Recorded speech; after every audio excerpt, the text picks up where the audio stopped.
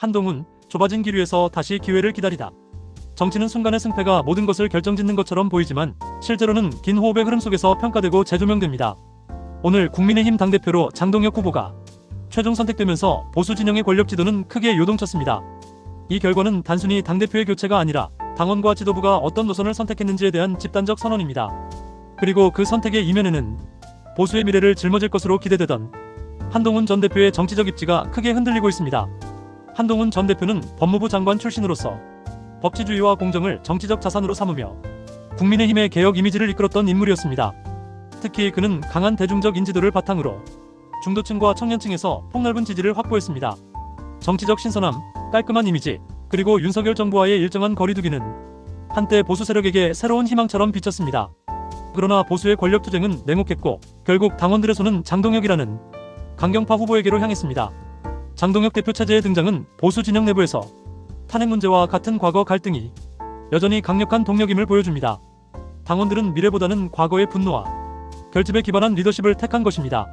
이는 한동훈이 내세웠던 합리적 보수, 중도 확장형 보수의 메시지가 설득력을 잃어버렸음을 의미합니다. 결국 한동훈은 당내에서 소수파로 밀려났고 입지는 더욱 좁아질 수밖에 없습니다. 앞으로의 정치 지형을 전망하면 한동훈은 크게 세 가지 길 앞에 서 있다고 볼 수 있습니다. 첫째, 당 내부에서 끝까지 버티며 차기 국면을 준비하는 길입니다. 이 경우 그는 당 지도부와 갈등을 피하지 못하고 공천 과정에서 배제될 가능성이 큽니다. 둘째, 당을 떠나 독자적 정치 세력화를 모색하는 길입니다. 이는 위험하지만 보수 진영의 중도 성향 유권자와 무당층을 흡수할 수 있는 잠재력이 있습니다.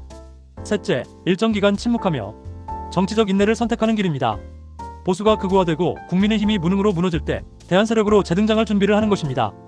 단기적으로는 그의 정치적 영향력이 위축될 가능성이 높습니다. 그러나 중장기적으로는 상황이 달라질 수 있습니다. 보수 정당은 극단으로 흐를수록 국민으로부터 멀어지고 결국 합리적이고 상식적인 대안을 필요로 하게 됩니다. 바로 그 순간 깨끗한 보수, 합리적 보수라는 한동훈의 정치적 브랜드가 다시 빛날 수 있습니다. 정치의 세계에서 중요한 것은 지금 당장 이기는 것이 아니라 끝까지 살아남는 것입니다. 한동훈 전 대표의 정치적 미래는 불확실합니다.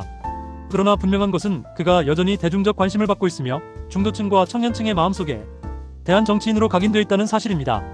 지금은 좁아진 길 위에서 고난의 시간을 걸어가야 하지만 정치사는 늘 반전의 기회를 만들어 왔습니다. 국민의힘이 스스로 무너질 때 다시 국민은 새로운 보수를 부를 것이고 그때 한동훈의 이름은 다시 소환될 것입니다. 결국 그의 앞날은 지금보다 훨씬 더 큰 무게의 선택을 요구할 것입니다. 안에서 버틸 것인가, 밖에서 새 길을 열 것인가. 국민의 눈은 여전히 그에게 향해 있습니다. 한동훈의 시간은 끝나지 않았습니다. 지금은 단지 기다림의 시간일 뿐입니다.